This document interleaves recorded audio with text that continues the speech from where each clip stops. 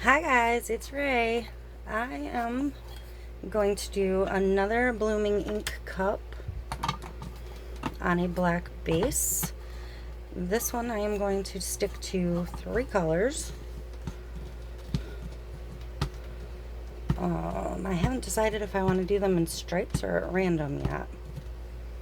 So I'll think about that while I prep. I'm going to start it turning away from me. I'm going to grab a glove or 2. I already have some resin mixed up from the last cup, so I'm moving right along to finish that resin so I don't waste it. For this one, I am strictly going to use Cobalt, Fiesta, and Boysenberry by Tim Holtz.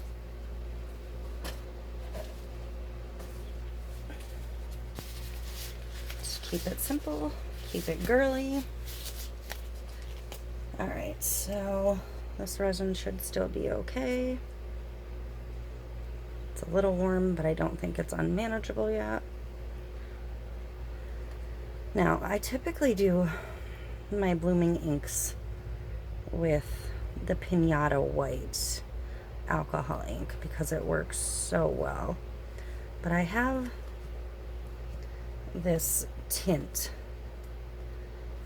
that I ordered and I haven't used yet. I feel like it's probably like the Alumilite tint, but I've been curious how it would react with an alcohol ink.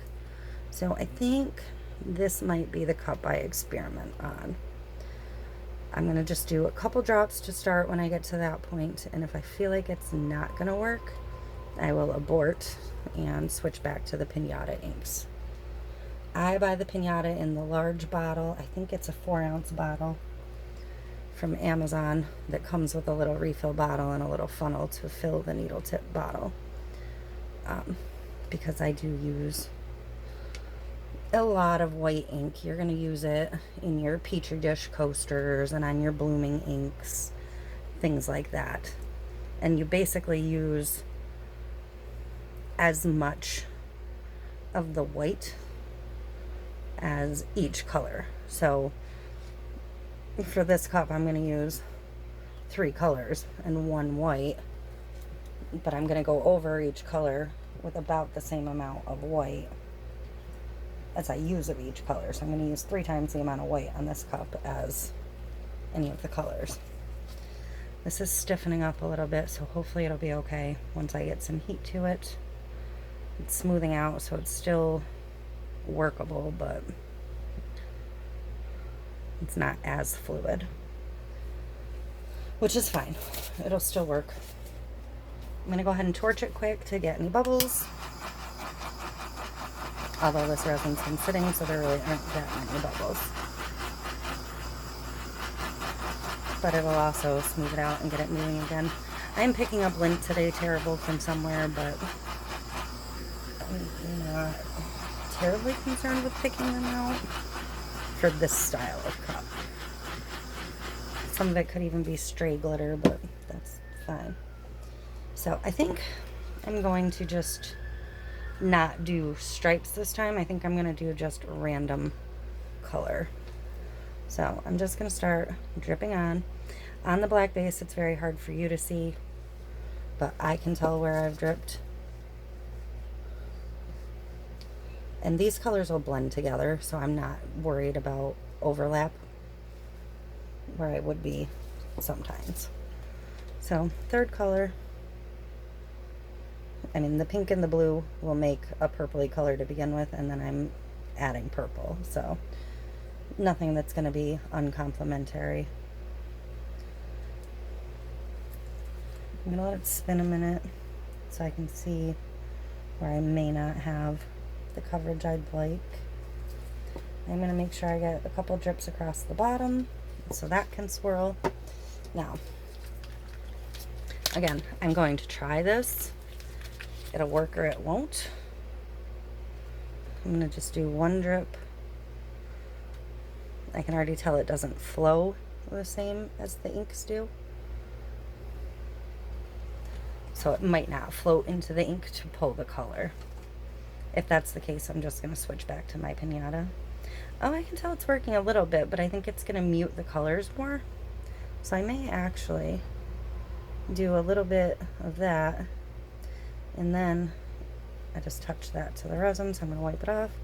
Let me do a couple drops of this and then switch to the ink and do the bulk of it with the inks.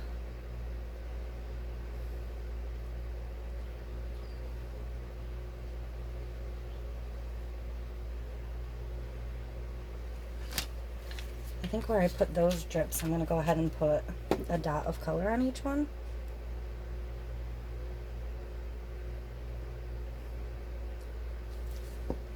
Sometimes we just experiment.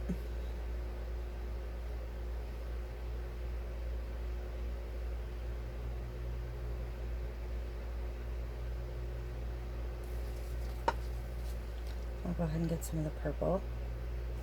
Now that might do different things with cells, I'm not sure.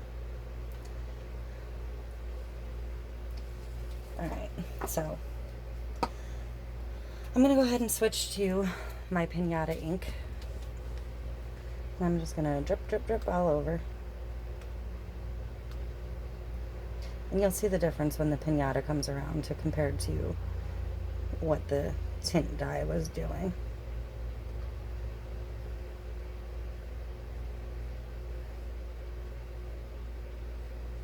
So I may get more white, negative space, and black on this one because of that.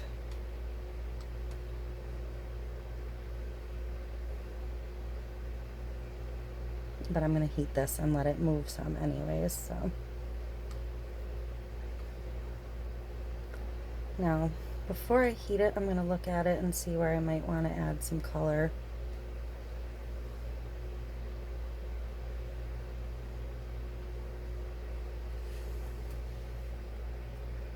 I do want to make sure I get the bottom. Alright, that's enough of that. I think I want a little more blue.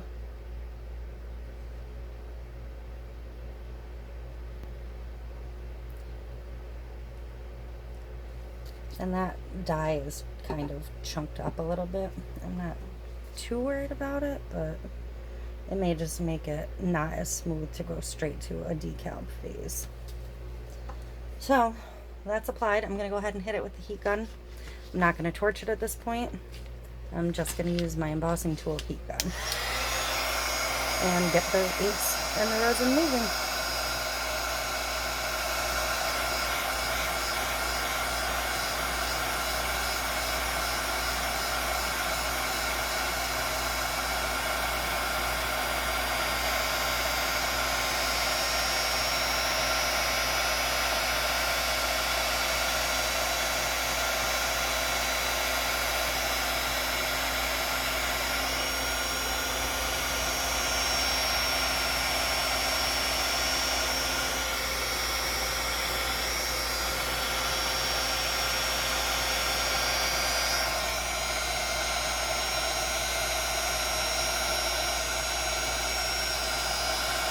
I'm just pushing it a little bit.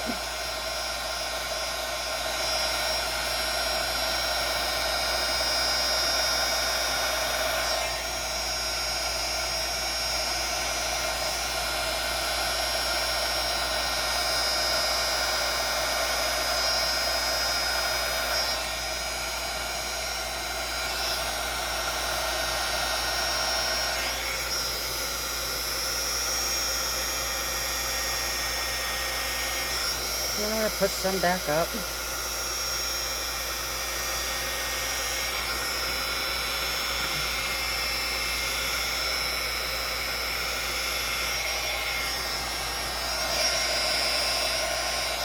Alright, that's got some good movement and flow. Now, there are little bits where that dye chunked up that I think are going to continue to slide around, so I'm going to try and fish them off quick. I didn't do it everywhere, just in a couple of places.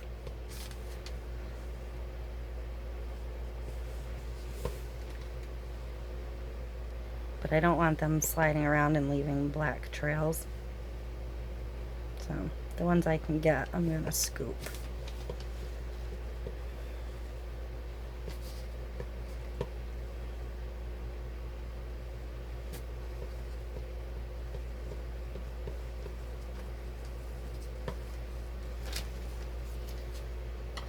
And I'm going to go ahead and switch the direction of the turner so it can flow the other direction and blend back the other way.